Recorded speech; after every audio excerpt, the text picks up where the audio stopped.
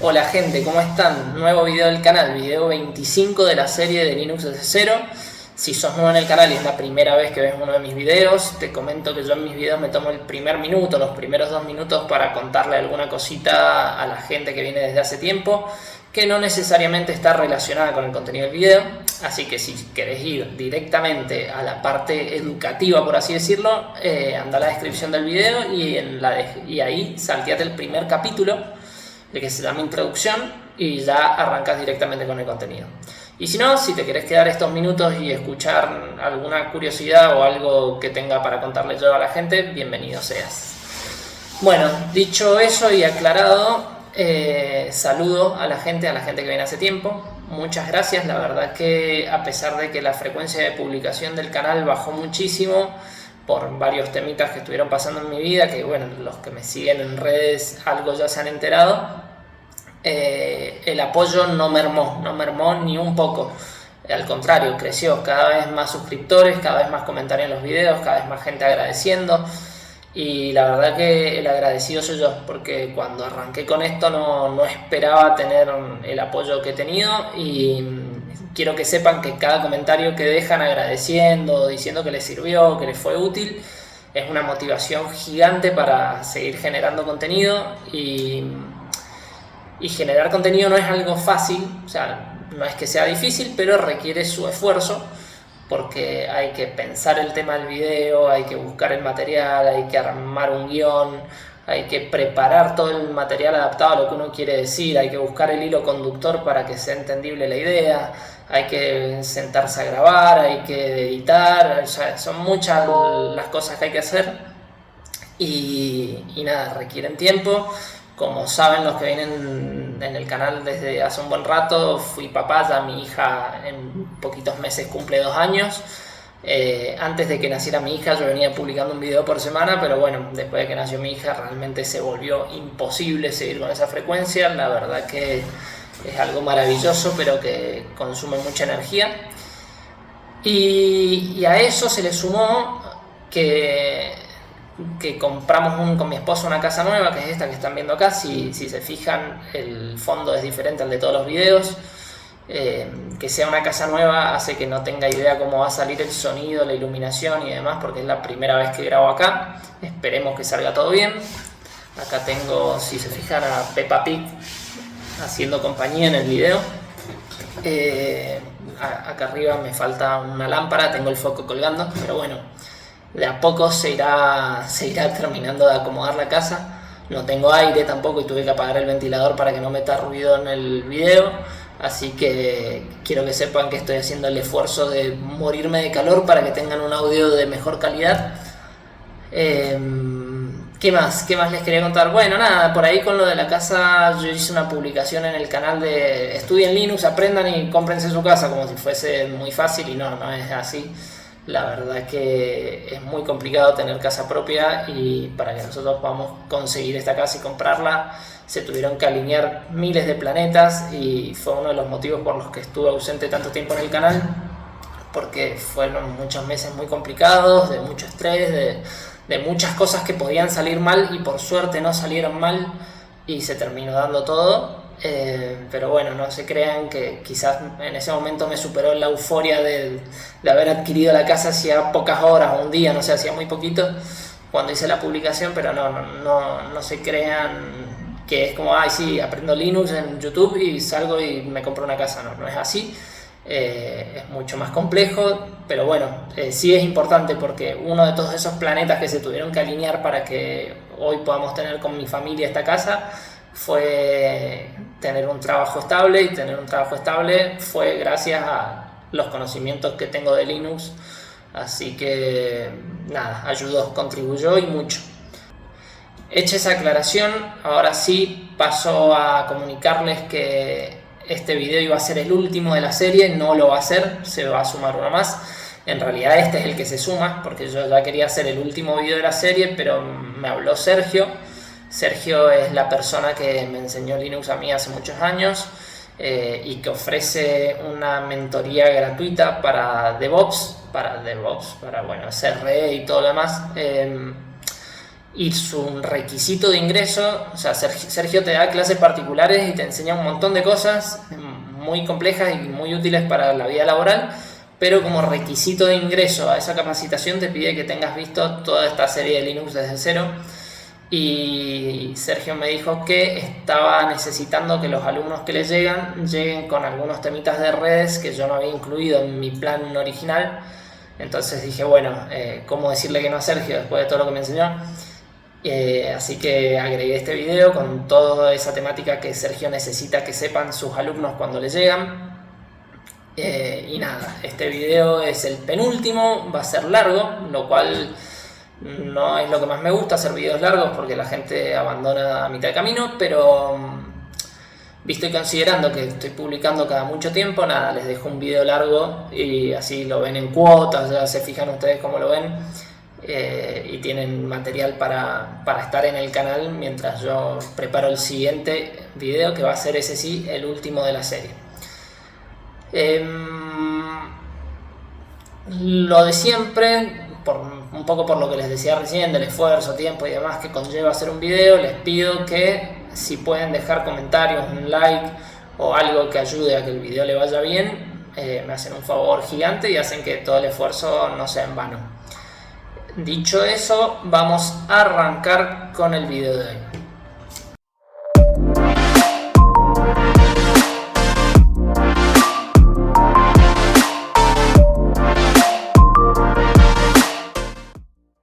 Y bueno, y para arrancar voy a hacer la misma aclaración, el mismo disclaimer que hago en todos los videos de la parte de redes, y es que la temática de redes, de computadoras en general, es muy amplia, incluso, como ya dije en los videos anteriores, es una carrera universitaria con varios años y varias materias, y lógicamente en un video de YouTube yo no puedo abarcar la totalidad del contenido ni la profundidad que se da en una carrera universitaria. Por lo tanto, es probable que si vos que estás viendo el video ya sabés algo de redes, mucho, poco, bastante, encuentres que hay cosas que yo no explico o que las explico de forma muy superficial y no profundizo.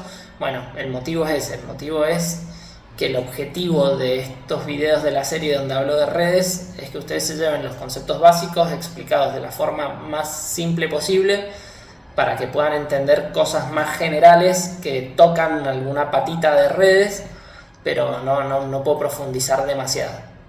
Igual en algunos temas me meto un poquito más porque me parecen más interesantes o cosas que siento que si entienden el origen no se las van a olvidar más. Entonces en vez de decirte esto es así porque sí, yo te digo, no, mira, esto viene de acá y esto de acá y esto de acá y esto de acá y esto de acá, y termino profundizando, pero con el único objetivo de que te acuerdes y que no se te olvide el concepto. De hecho, en el video de hoy va a pasar bastante eso, así que nada, ya se van a dar cuenta en qué parte. Bueno, en el video anterior, en el penúltimo, habíamos hablado de cómo evolucionaron las redes desde la nada misma hacia la internet y las redes que tenemos hoy en día. Empezamos a hablar con un paralelismo de cómo evolucionaban las interconexiones entre computadoras en una misma habitación y cómo evolucionaba la interconexión de computadoras en puntos geográficos diferentes, en campus universitarios, en distintas ciudades y demás. Hicimos como toda esa evolución de los dos caminos y en un momento se juntaban. Bueno, esa evolución que se dio de forma natural en un momento se la clasificó, y se clasificó a las redes según su alcance o extensión. Entonces quedaron las que veíamos nosotros en el penúltimo video, que evolucionaban adentro de una habitación, son las LAN, estas que están acá, que son las Local Area Network o red de área local. Básicamente es por su alcance o extensión, son redes de un alcance pequeño, de una habitación, de un edificio, de una casa. Después las MAN son redes con una distribución más amplia, que es metropolitana, o sea, red de área metropolitana, que puede ser un campus universitario, una ciudad pequeña y demás. Y después las WAN, que ya son redes de área amplia, que esas ya abarcan grandes distancias. La más popular es internet, pero bueno, pueden haber otras redes con distribución geográfica importante que no sean internet, que sean quizás redes privadas de alguna organización o algo, pero en general la WAN por default se le suele decir a Internet, que es la más popular. Y después, con la evolución de la tecnología, aparecieron las PAN, que son las Personal Area Network, que es es la red que tenemos alrededor nuestro con los pequeños dispositivos, que generalmente son Bluetooth, que utilizamos en el día a día. ¿Por qué hacemos esta explicación de la clasificación? Bueno, porque en toda la documentación que van a encontrar de redes van a encontrar mucho que se habla de LAN y WAN, principalmente de PAN y MAN no se habla tanto, pero de LAN se habla muchísimo y de WAN también. ¿Y por qué están clasificadas? ¿Por qué las separaron? Bueno, porque de acuerdo al tipo de red que sea, los protocolos que utilizan y demás son diferentes, las tecnologías de comunicación y de enlaces son diferentes, entonces está bueno tenerlas separadas por tamaño, porque en una WAN por ahí me interesa más conexión por antena satelital o cosas más de larga distancia justamente, y en una LAN me interesa más una red cableada o un Wi-Fi chiquito. Entonces cada una tiene sus características, sus necesidades, entonces está bueno que estén separadas porque se puede atacar de una manera más puntual. Entonces, ¿qué es una LAN? Bueno, lo acabamos de ver. Una LAN es una red de área local, una red de dispositivos interconectados en un área geográfica pequeña, como puede ser una casa, una oficina, un edificio. Seguramente, ahí está pues, la definición, seguramente han escuchado hablar del término LAN Party, o por lo menos, quizás si son muy chicos no, pero los que tienen mi edad seguro que sí. Por cierto, cumplí 39 años hace exactamente una semana, así que si tenés mi edad estoy seguro que has oído hablar de LAN Party, seguro has participado de alguna.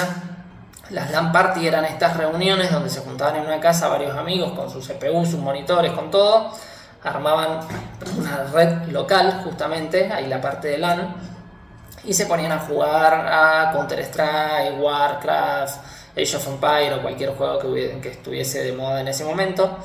Hoy por hoy ya se hace todo más vía internet, ya es más difícil hacer una LAN Party, pero bueno, tengo fe de que en algún rincón del planeta alguien siga haciendo sus LAN, porque la verdad que estaba muy bueno. Bueno, ¿qué características tiene una LAN? Una LAN usa IPs privadas. ¿Y cuáles son las IPs privadas? Es lo que vimos en el último video y lo vamos a repasar porque si no repasamos esto y no te lo acordás, ya todo lo que sigue en el video se te va a complicar. Así que vamos a ir un segundo al video anterior. Acá estamos en las filminas del video anterior y vamos a hacer un mini repaso para que podamos avanzar en el video de hoy sin complicaciones. Primero que nada, estuvimos hablando de las IPs versión 4, que son las que usamos casi siempre, que están compuestas por 4 números decimales separados por un punto. Esos números van de 0 a 255 y van de 0 a 255 porque están representados por 8 bits en binario. 8 bits equivalen a un byte, o sea que son 4 bytes lo que conforma una IP, y en binario con 8 bits el número más grande que puede formar es el 255, es desde el 0 al 255, que de hecho es lo que tenemos acá. Vamos desde la 0000, que son todos ceros en binario, hasta la 255, 255, 255, 255, que son todos unos en binario. Bien, teniendo eso en claro, y que lo explico así rápido porque ya lo expliqué detenidamente en el video anterior, y si no entendiste mucho lo que acabo de explicar deberías ver el video anterior primero. Vamos a ir a esta parte donde dijimos que de ese rango desde la 0000 hasta la 255, 255, 255, 255, todas esas posibles IPs que hay en el medio, se separaron 3 grupos para que sean utilizadas solamente como IP privadas. Eso lo vimos cuando estábamos hablando de qué era el NAT, que el NAT era básicamente que ponías un dispositivo con una IP pública y hacia adentro de tu LAN, o sea, hacia adentro de tu casa, de tu oficina, de tu empresa, tenías todas IPs privadas. Entonces todos manejaban IPs privadas y cuando querían comunicarse con el exterior usaban una única IP pública, haciendo que el consumo de IPs públicas se reduzca muchísimo y alcancen por muchos años más. Bueno, esas IP privadas que se usan hacia adentro en tu LAN, en tu oficina, en tu casa, son solo de 3 posibles rangos, que son todo el rango del 10, estas que están acá, desde la 10.0.0.0 hasta la 10.255.255.255.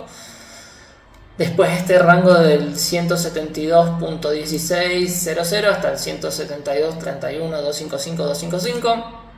Y por ahí la más popular, la que seguramente todos han visto en su casa si alguna vez han visto un IP, es la del 192.168, que va desde el 00 hasta el 255.255. Cualquier IP que caiga dentro de esos rangos es una IP privada y en tu LAN vas a tener sí o sí una IP de ese rango. Es más, lo podemos chequear ya mismo y vamos a abrir la terminal, porque vale aclarar que el video de hoy es bastante teórico, así que vamos a interactuar un poco con la terminal. Pero bueno, si abrimos la terminal acá y ponemos el comando if config, podemos ver que mi IP es 172.21.251.76 y donde cae, cae acá. 172.21 está en el medio de este rango. Así que nada, ustedes pueden hacer la misma prueba en su casa. Entonces, volviendo al video de hoy, dijimos que una de las características de las LAN es que utilizan IPs privadas. Y acá vamos a ver un ejemplo.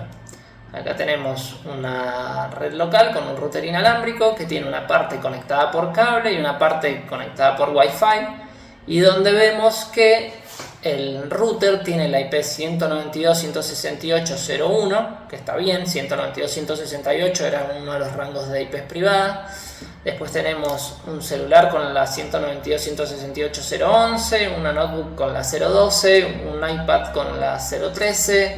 Después tenemos 3 computadoras de escritorio que están con la 14, 15 y 16, 014, 015 y 016. Y esto formaría la LAN. Después ese mismo router va a tener una IP pública que no está en el rango del 192.168, que es la que utiliza para conectarse a internet, que es esto que sale acá como conexión WAN. Y lo hace, por ejemplo, con una IP pública que puede ser 190.51.15.66, por poner un ejemplo. Y acá tenemos un poco lo que hace el router, lo que hace el nateo, eso que vimos en el video anterior. Tenemos la red privada, que es hacia adentro, donde el router tiene su IP 192.168.0.1, y tenemos la red externa, la red pública, internet, donde el router tiene su IP 190.51.15.66. Entonces, ¿cómo funciona esto? Que ya lo vimos en detalle en el video anterior, pero lo repasamos. Cada vez que algún dispositivo de mi LAN quiere buscar algo en internet, por ejemplo, agarra, le pasa la petición al router, el router convierte el paquete, le pone la IP pública suya, lo manda a internet, y cuando vuelve el resultado lo vuelve a convertir, le pone la IP privada y se la da al dispositivo que lo solicitó. Eso en forma muy general. Una aclaración importante es que yo vengo hablando de dispositivos. Cuando me refiero a un celular, a una notebook, una computadora, cualquier cosa que se conecte a internet, yo lo nombro como dispositivo porque es algo que, si vos estás aprendiendo redes, te va a resultar familiar. Pero en el mundo de las redes no se les dice dispositivo, se les dice host. Host, H-O-S-T, ya lo vamos a ver a lo largo del video. Yo me voy a encargar de ir diciendo host en vez de dispositivo para que vayan incorporando el concepto. ¿Y por qué les pongo esta palabra más complicada? Bueno, porque si van a buscar documentación o están viendo cualquier cosa en un ambiente más técnico, van a encontrarse con la palabra host y no con la palabra dispositivo. Y yo me acuerdo en mis primeros años en Haití, hablaban del host, y yo decía, ¿qué es eso del host? No estaba... como que por contexto entendía más o menos que estaban hablando, pero tenía miedo de estar entendiendo mal, y no había un chat GPT para preguntarle en ese entonces. Pero bueno, nada, es algo tan simple como un dispositivo, es un host. Y para ir redondeando un poco lo que estamos viendo de LAN, podemos decir con esto de la conversión de que las LAN usan solo IPs privadas, podemos decir entonces que una LAN está definida por un rango de IPs privada. Entonces yo puedo decir, mi LAN está definida por el rango 192.168.0.0 hasta el 192.168.0.15, si tengo 15 dispositivos. Entonces mi LAN está definido por ese rango de IPs. Y teniendo en cuenta que son un rango de IPs privadas, no cualquier IP, privadas, tenemos que tener en cuenta que hay ciertas IPs que los hosts o dispositivos no pueden utilizar. ¿Por qué? Porque están reservadas. ¿Cuáles son esas IPs que están reservadas en una red privada, en una LAN? Bueno, la primer IP del rango, que para el caso de la red 192.168 va a ser la 00, y para el caso de la red 10, no estoy usando el de la otra red privada, la 172, porque el rango varía más, es más difícil seguirle el número. En cambio este es 192.168 del 0 al 255 y la otra es del 10 del 0 al 255. Estas son más fáciles, por eso elegí estas para el ejemplo. Volviendo a lo que les estaba diciendo, y perdón por irme por las ramas. La primera IP del rango es la dirección de la red. Entonces, si yo tengo una LAN que funciona sobre 192.168, no le puedo asignar la IP 192.168.00 a ninguno de mis hosts, a ninguno de mis dispositivos, porque esa IP está reservada para la dirección de la red. Después tenemos una segunda dirección que esta no está reservada, pero por convención no se usa, que es la segunda IP del rango, en este caso 192.168.01, y es justamente la que se utiliza para salir a internet o para salir de la red. Es la puerta de enlace, como lo dice ahí. Bueno, esos son términos que tienen que aprender porque se los van a cruzar por todos lados. Puerta de enlace o gateway son sinónimos, y son justamente la IP por la que la LAN se va a comunicar con las redes exteriores. En el ejemplo que vimos recién, el router tenía la IP 192.168.01, por lo tanto estaba respetando esta convención.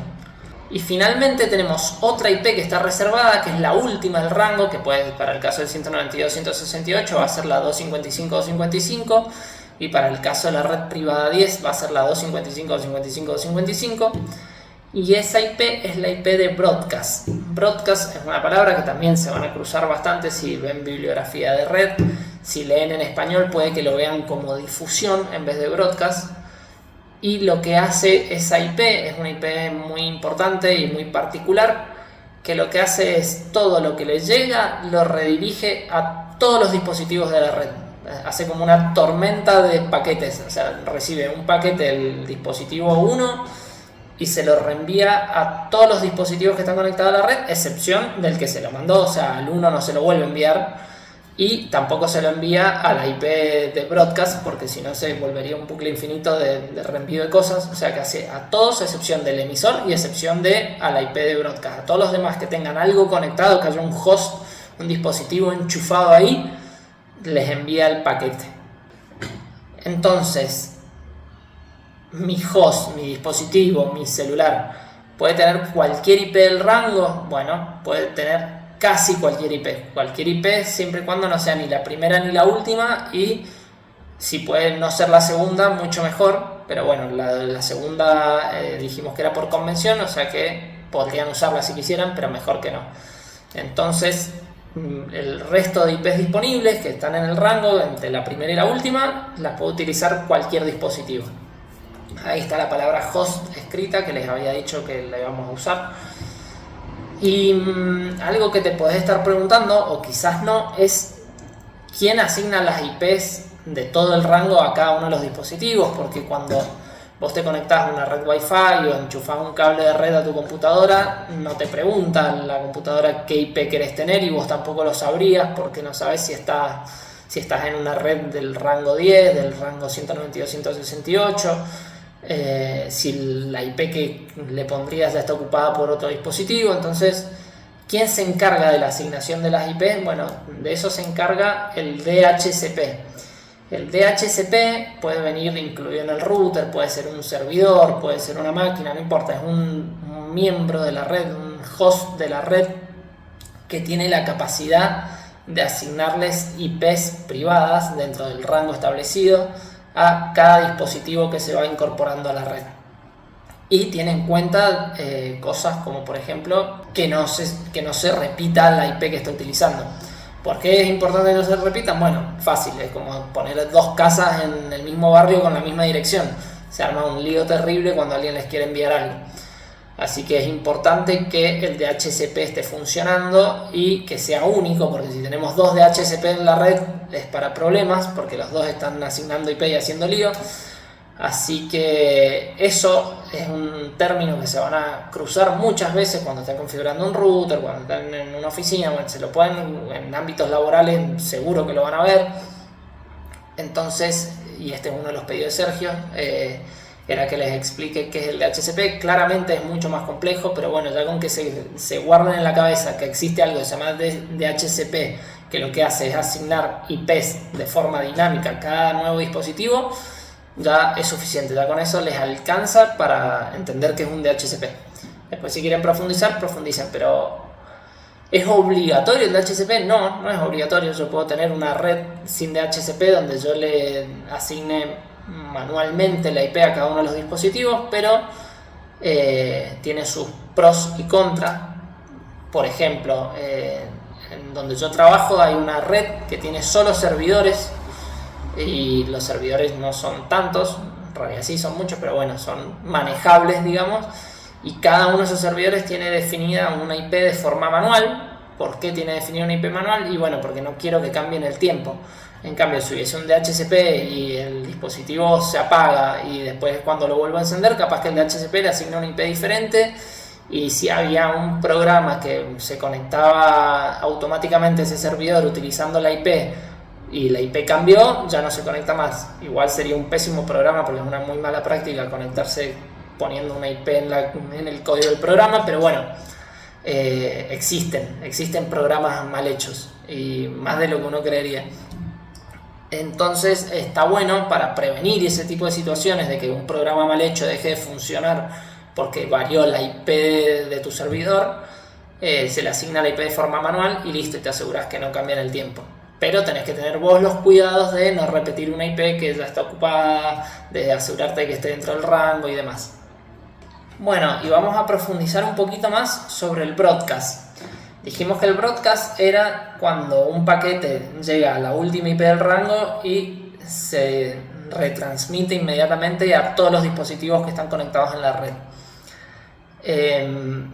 ¿Qué pasa si la red es muy grande? Ya olvidémonos de la red de tu casa donde tenés 2 computadoras y 3 celulares. No, ahora pensá en un edificio de oficinas donde hay impresoras, un montón de computadoras, un montón de celulares, hay invitados, son un montón de dispositivos. Ya cuando hay broadcast, cuando se retransmite un paquete a todos los dispositivos, es una gran cantidad de consumo de ancho de banda. Entonces eso puede llegar a generar varios problemas. Ahí, entre los problemas destacados, tenemos el consumo innecesario de ancho de banda. Bueno, es lo que hablábamos recién. Cada paquetito se multiplica por la cantidad de equipos que haya conectado en la red. Genera carga de procesamiento en cada uno de los dispositivos, porque a vos te van a estar llegando a tu celular un paquete que no es para tu celular, y tu paquete tiene que decir: recibí un paquete, es para mí, no, lo rechazo. Pero todo ese análisis tiene un pequeño consumo de procesador y memoria, y si tenés mucho broadcast en una red muy grande, porque si hay muchos dispositivos y muchos dispositivos están mandando paquetes al broadcast, todos los dispositivos van a estar todo el tiempo recibiendo paquetes que tienen que analizar si son para él o no y rechazarlos. Entonces genera ese consumo de procesador. Bueno, y ahí un poco más, el tercer punto es Broadcast Storm, que es que si hay mucho broadcast se puede saturar la red y volverse inusable, haciendo que todo ande lento. Por ahí te estás preguntando quién querría mandar cosas al broadcast. Bueno, hay muchos, por lo general no son los dispositivos de forma manual, no es que vos vas a mandar algo al broadcast, sino que son procesos automáticos de sincronización y demás. Por ejemplo, cuando un dispositivo se conecta a una red nueva, lo que hace es mandar al broadcast preguntando si hay un DHCP disponible que le asigne un IP. Entonces ese mensaje se reparte por todos lados hasta que el DHCP, si existe, le responde como: sí, yo soy el DHCP, toma tu IP. O un router puede tirar mensajes al broadcast, paquetes al broadcast para conocer cómo es su entorno, para saber qué dispositivos tiene activos, qué IP tienen esos dispositivos, para saber si si hay otro router cerca, o sea, ¿para qué hace todo eso? Y porque el router tiene toda una tabla de ruteo donde guarda las rutas justamente de por dónde tiene que enviar las cosas. Entonces, para ver si lo que tiene guardado en su tabla de ruteo está actualizado o no, manda paquetes al broadcast para conocer su entorno. Esos son algunos de los procesos que normalmente van por broadcast. Y otro tema que no es menos importante es el tema de la seguridad. Volvamos al ejemplo de recién de una empresa que funciona en un edificio con miles de dispositivos. Vos vas a tener en la misma red a los servidores estos que son muy importantes, vas a tener en la misma red a todos los celulares de los empleados, vas a tener en la misma red a un proveedor que llegó de la calle y se conectó para mandarte algo por Wi-Fi. O sea, entonces vas a tener en la misma red mucha información viajando que no debería estar ahí disponible para que cualquiera se la robe. Entonces estaría bueno que el broadcast esté limitado a redes más pequeñas, y ahí viene la gran solución a este problema de broadcast en redes grandes. ¿Qué son las subredes? Básicamente es agarrar todo ese rango de IPs privadas que tiene tu LAN y subdividirlo, lo subdividís y le otorgás funciones específicas. Entonces tenés una subred que es para el área de administración, como tenés acá, que va a ser la subred 192.168.10/24. El /24 ya lo vemos enseguida, por ahora no le da importancia. Después vas a tener una red de ventas que va a ser la 192.168.20. Acuérdense que la dirección de la red, o de la subred en este caso, es la primera IP del rango, y por eso es la 2.0. Y después una red para invitados, para gente una red que puede estar mucho más restringida, con mucha más protección para que no tenga acceso a nada, que va a ser la 192.168.3.0. Entonces, dentro de mi red privada 192.168, yo la subdivido en distintas subredes con un propósito específico, y también, como consecuencia, tengo subredes más pequeñas. Entonces el broadcast es más pequeño y no se satura la red. Entonces, ¿qué nos permiten las subredes? Dividir, bueno, una red grande en redes más chicas, reducir tráfico, los dispositivos solo se comunican dentro de su subred, es lo que acabamos de hablar. Al tener un broadcast más limitado hay menos tráfico. Mejorar la seguridad porque aislás las partes, tenés una red de servidores, una red de administración, una red de invitados, y nadie se cruza con lo de los demás. Tenés mejor organización, esto hace que sea mucho más fácil. El último punto, escalar mejor.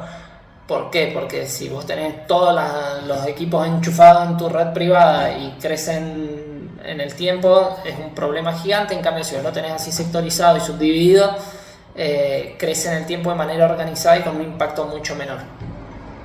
Y esto que acabamos de ver de subdividir la red en redes más pequeñas, en subredes, nos lleva a la siguiente filmina, que es la máscara de red. ¿Qué es la máscara de red? La máscara de red es el cuchillo que me permite partir una red en redes más chiquitas. Esa es la definición oficial de Wikipedia, claramente. Bueno, para explicarles máscara de red, que es este cuchillo que me permite partir una red privada grande en varias redes más chiquitas, me he basado en la explicación que da Joseph Ricard en ese curso en Udemy. La verdad que, si bien es un tema que vengo viendo desde la facultad desde hace 1000 años, no sabía cómo encararlo para que sea simple de entender, y me crucé con este curso. Y la verdad que un capo, el señor Joseph, lo explica muy simple, así que me inspiré, para no decir robé, en su explicación, y armé una filmina prácticamente idéntica a la que tiene él en su curso para explicar este temita. Así que bueno, ahí está el crédito para el señor Joseph. Por favor, no me denuncien porque no sé si el contenido se podía compartir o no, pero bueno. Básicamente lo que nos cuenta Joseph es que la dirección IP está compuesta por dos partes. Una parte de la dirección IP hace referencia a la red a la que pertenece el dispositivo que la está usando, y otra parte de la dirección IP hace referencia al dispositivo propiamente. Entonces, esto es muy parecido a lo que pasaba cuando explicamos las MAC address, que era una parte de la dirección era del fabricante y la otra parte era del número de dispositivo dentro de ese fabricante. Bueno, acá es lo mismo, sí, similar. La dirección IP tiene una parte que hace referencia a la red en la que está y otra parte que hace referencia al dispositivo dentro de esa red. Entonces, tenemos que la dirección IP está compuesta por una parte que hace referencia a la dirección de red más una parte que hace referencia a la dirección del host. Entonces, acá tenemos una IP que está escrita de forma binaria y una parte de esta IP, podemos decir los primeros 3 octetos, por ejemplo. Octetos se le dice porque son 8 bits, podría decir los primeros 3 bytes o los primeros 24 bits, es lo mismo. Estos 3 octetos pueden hacer referencia, por ejemplo, a la dirección de red y el último octeto hacer diferencia al host. O puede ser los primeros 16 hacen referencia a la dirección de red y los segundos 16 hacen referencia a la dirección de host. Esto nos los define la máscara de red justamente. Entonces esta IP que en binario estábamos viendo que era así, en decimal va a ser la 192.168.30.2, donde según la máscara de red que tenga yo voy a poder determinar que la parte 192.168.30 hace referencia a la red y el 2 hace referencia al dispositivo en la red. Bueno, entonces, ¿qué es la máscara de red? La máscara de red no es un cuchillo como les dije yo, pero bueno, es un cuchillo. Es un indicador que define para una dirección IP cuántos bits son de red y cuántos bits son de host. Es decir, nos determina de la IP qué parte pertenece a la red y qué parte pertenece al host. Entonces, por ejemplo, si yo tengo esta IP, la 10.25.069, yo podría tener una máscara de red que me indique que el 10 es lo que me define la red y estos 3 octetos del final, el 25.069, me identifican al dispositivo dentro de esa red, al host dentro de esa red. O podría tener una red una IP donde el 10.25 haga referencia a la red y el 0.69 haga referencia al host. O podría ser algo así, que sean los 3 primeros octetos para identificar la red y el último octeto para identificar al host. O no necesariamente tiene que ser, porque si se fijan acá dice cuántos bits son de red y cuántos bits son de host. No necesariamente tienen que ser bytes, no necesariamente tienen que ser los octetos completos. Puede ser que se nos dé una situación así, que tengamos una IP con una máscara de red que nos indique que los primeros 3 octetos y la mitad del último sirven para identificar a la red y el último medio octeto o los últimos 4 bits sirven para identificar al host. Y como les estaba diciendo, ¿quién define para una IP cuál va a ser la parte de red y la parte de host? Lo hace la máscara de red. Es importante que sepan que la máscara de red por sí sola no tiene ningún valor. La máscara de red lo único que hace es darnos información adicional sobre una IP. Entonces, si ven una máscara de red sola, no sirve para nada. Bueno, ¿y cómo está formada la máscara de red? ¿Cómo se escribe? ¿Cómo la uso? Bueno, está formada por 32 bits separados en 4 octetos. Es exactamente igual a una dirección IP, con algunas particularidades. Por ejemplo, yo tengo la IP 192.168.025, que escrita en binario sería así. Y yo tengo una máscara de red para esa IP, que es así. 1, 1, 1, 1, todos 1 el primer octeto y todos 0 los demás. ¿Qué quiere decir esto? Quiere decir que cada bit que esté en uno de la máscara de red indica que el bit correspondiente en la dirección IP es de red. O sea, en este caso que yo tengo esta máscara de red, me está diciendo que todos este octeto, porque están 1, 1, 1, o sea, todos estos unos de la máscara de red me dicen el bit correspondiente de la misma posición de la IP, está haciendo referencia a la parte de red de la dirección IP. O sea que este 192 está hablando de la parte de red de la dirección IP y todo lo que está en 0 hace referencia a la dirección de host. Es muy simple, o sea, la verdad que no tiene gran complejidad. Bueno, es básicamente lo que acabamos de ver. Veamos otro ejemplo. ¿Qué pasa si para la misma IP yo tengo una máscara de red que es así, los dos primeros octetos en 1 y los segundos octetos en 0? En este caso el 192.168, o lo que es decir, estos dos bytes o estos dos octetos son los que me van a definir cuál es la porción de red de la IP y cuál es la porción de host. Me la define todo lo que está en 0 en mi máscara de red, tal como lo vimos recién. O bueno, y acá tenemos un caso como el que habíamos mencionado antes, que es este donde tenemos 16, tenemos 20 unos. Entonces la porción de red me la va a definir este octeto y la mitad de este. Y la dirección de host, la parte que hace referencia al host, va a ser la mitad de este que queda y el último octeto. Ahí como se ve en el grafiquito. ¿Qué cosa no vamos a ver nunca en una máscara de red? Nunca vamos a ver un 0 a la izquierda o un 1. O sea, son igual que una IP, pero con la condición de que van todos los unos a la izquierda y a partir de ahí todos los ceros. Nunca van a ver algo mezclado. Nunca van a ver algo como esto, O sea, estas cosas jamás las van a ver y si las ven, les va a pasar lo mismo que a Mickey. Bueno, ¿y cómo es la notación de la máscara de red? Acabamos de ver máscaras de red en binario, pero también pueden escribirse de forma decimal. ¿Por qué vemos tanto el 255 acá? Porque un byte cuando está completamente formado por 1, ya habíamos dicho que representa el número 255 en decimal. Entonces una máscara de red en binario que es así, con los tres primeros octetos en 1, se va a ver en decimal así, 255.0, que estoy seguro que lo han visto porque en todos lados aparece escrito así. Es más, si ustedes se meten en Windows al CMD acá y ponen ipconfig, es parecido al de Linux, pero es IP en vez de IF. Acá pueden ver que yo tengo dirección IP 192.168.254.1 y acá tengo máscara de subred o máscara de red, la 255.255.255.0.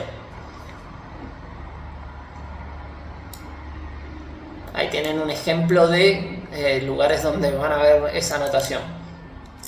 Y bueno, existe una tercera notación que es la de prefijo o CIDR, que es así, /24, que es la que estábamos viendo en el ejemplo de subredes, que yo les dije esto lo vamos a ver enseguida. Bueno, es lo mismo, decir /24 es lo mismo que decir esto y es lo mismo que decir esto. ¿Y cómo se interpreta? Básicamente 24 son la cantidad de unos que hay antes de que aparezcan los ceros, son la cantidad de bits que van a determinar cuál es la porción de red y cuál es la porción de host. O sea, los primeros 24 bits me definen la porción de red, eso indica. Entonces, si yo veo una IP 192.168.1.1/24, es lo mismo que decir que es la 192.168.1.1 con una máscara de red 255.255.255.0. Es lo mismo. Esto es exactamente lo mismo.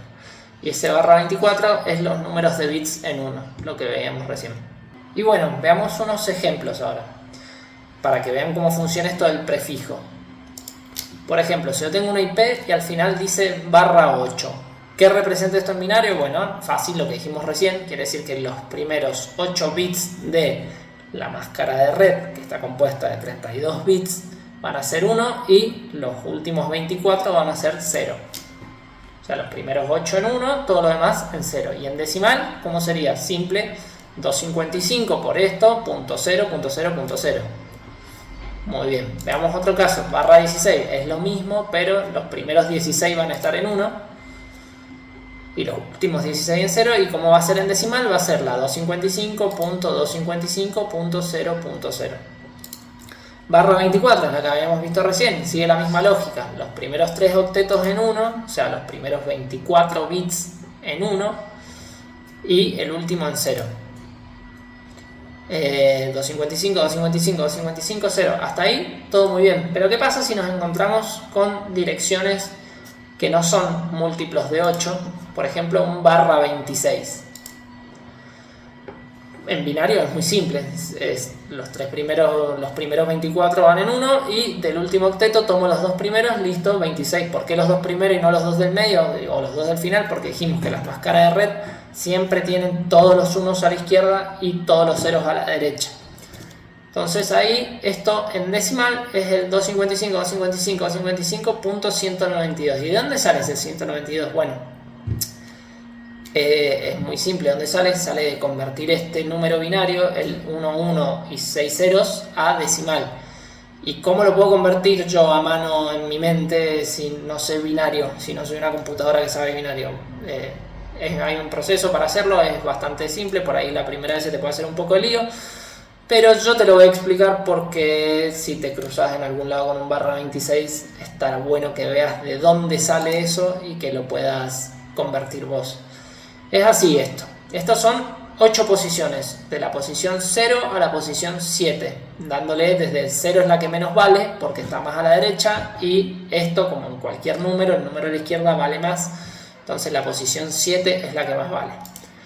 Esto, como son números binarios que pueden tomar dos valores, se puede expresar como potencias en base 2, o sea, este 0 es la posición esta va con 2 a la 0, 2 a la 1, 2 a la 2, 2 a la 3, 2 a la 4, y a su vez, si yo resuelvo esas potencias, obtengo los siguientes resultados: 2 a la 0 es 1, 2 a la 1 es 2, 2 a la 2 es 4, así hasta 128. Lo que tengo que hacer para determinar cómo es este número binario en decimal, cómo llego a ese 192, es a aquellos bits que tienen 1, busco su valor asociado y lo sumo. En este caso va a ser 128 porque tengo un 1, más 64 porque tengo otro 1, más 0 por todos los demás porque tengo 0, y eso es 192. Es así de simple. Bueno, y si bien acá dice que este es el fin, no es el fin del video, vamos a ver algunas cositas. Por ejemplo,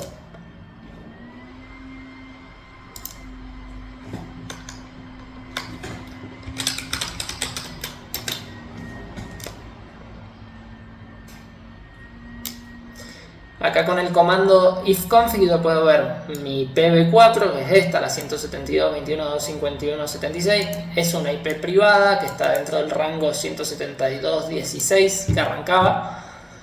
Después puedo ver que tiene una máscara de red que va a ser 255.255.240.0. Bueno, y si yo quisiera expresar esta máscara de red en el formato, en la nomenclatura de prefijo o CIDR, esta que es barra y un número, ¿qué número debería poner acá? Y va a ser un número entre 16, porque tengo los dos primeros octetos en 255, o sea que están completos de unos, y el último está en 0, o sea que va a ser un número entre 16 y 24, pero no sé cuál. ¿Cómo obtengo ese 240? ¿Cómo lo paso a binario? Bueno, para pasarlo a binario y poder contar la cantidad de unos que me van a definir cuál es el número que va después de la barra en el prefijo, en la anotación de prefijo, lo que tengo que hacer es sacar la cuenta, la misma que hicimos recién. Entonces vamos a ir a la filmina, la última, y habíamos visto, vamos a poner la calculadora acá, habíamos visto que estos eran los valores de cada posición. Entonces, para llegar al 240 en binario, yo necesito que el primer número sea un 1, además sabemos que siempre los unos van a la izquierda en la máscara de red, o sea que va a ser 128 más 64, ya van dos unos ahí, que es el caso que teníamos recién, más 32, 224, ahí ya van 3 unos, más 16, y ahí van 4 unos, o sea que la máscara de red en binario va a ser como esta, pero con dos unos más, y es decir que va a ser un barra 28. Ya, entonces de esa manera nosotros podemos determinar la notación de prefijo o CIDR a partir de una decimal, convirtiendo los números a binario y contando la cantidad de unos que tienen del lado izquierdo. ¿Por qué es importante todo esto que hemos visto? Bueno, primero para conocer datos sobre la red en la que estamos a partir de nuestra IP y nuestra máscara de red. saber cuánto es porción de esa IP, cuánto es porción de red y cuánto es porción de host. Pero también es importante porque estos datos se utilizan para un montón de configuración de cosas, se utilizan en reglas de seguridad, se utilizan, no sé, por ejemplo, se me ocurre ahora, en mi empresa tenemos unas bases de datos Postgres y Postgres cuenta con un archivo de configuración donde uno le define de qué IPs o rangos de IPs privadas están permitidas las conexiones. Entonces, ¿cómo se especifica en eso? Se especifica con una IP con notación de prefijo. Entonces te dice, yo voy a aceptar conexiones de 192.168.0.0/24. Entonces ahí cualquier IP que encaje en ese rango va a poder conectarse a esa base de datos. Si tu IP no es de ese rango, directamente rechaza la conexión. Y si vos tenés que ir a tocar ese archivo, que a mí me ha pasado porque mi IP ha cambiado por algún motivo y no me podía conectar a la base de datos y tenía que hacer cosas en la base de datos, lo que he tenido que hacer ha sido ir a ese servidor y agregar en ese archivo de configuración una línea nueva donde diga, bueno, ahora acepta también este rango. Y una cosa que se utiliza mucho también, que tiene sentido, pero que a mí no se me había ocurrido hasta que me la crucé por primera vez, es qué pasa si yo la máscara red la pongo /31, por ejemplo. Si la pongo /31 son todos los bits menos el último para la dirección de red y para la dirección de host, o sea que se le puede asignar a un equipo, solo nos queda uno, o sea, nos queda el valor 0 y el valor 1, son dos direcciones posibles. Pero esos dos valores no me sirven, ¿por qué? Porque dijimos que el primer valor era para la dirección de red y el último valor era de broadcast, entonces ahí ya estoy definiendo una red que no va a tener ningún host. Si yo pongo /31, o sea, va a tener dos IPs disponibles, una para la dirección de red y otra para la dirección de broadcast, y listo, y no le puedo asignar a ningún host ninguna IP porque no me quedó ninguna. ¿Y qué pasa si la máscara de red es /32? Que esto sí me pasó justamente en ese archivo de configuración de Postgres.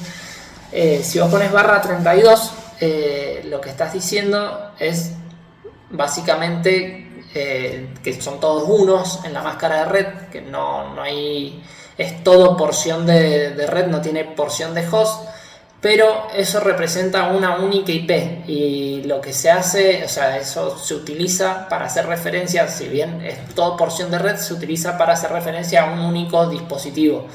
Si yo lo que quiero hacer en esas reglas de firewall, esas reglas de acceso a esa base de datos que yo les contaba, que solamente sumar mi IP y no un rango de IP, porque capaz que yo quiero conectarme y darme permisos a mí, pero no quiero que alguien que tenga una IP parecida a la mía también se pueda meter.